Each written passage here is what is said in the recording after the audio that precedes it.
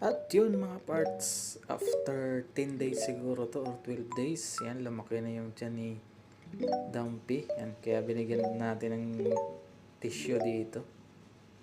Ayan, nag-nesting na siya dun sa gilid. Tsaka ang laki nito mga parts, ang tiyan niya. Tingnan nyo, parang palaka na siya dyan. Ayan,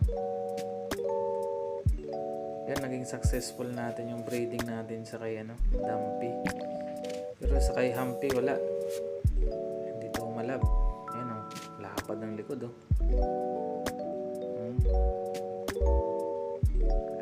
parts. So, naging successful natin yung breeding kay Dumpy. Ayan, so abang-abang na lang mga parts pag nanganak na. Gustong gusto niya yung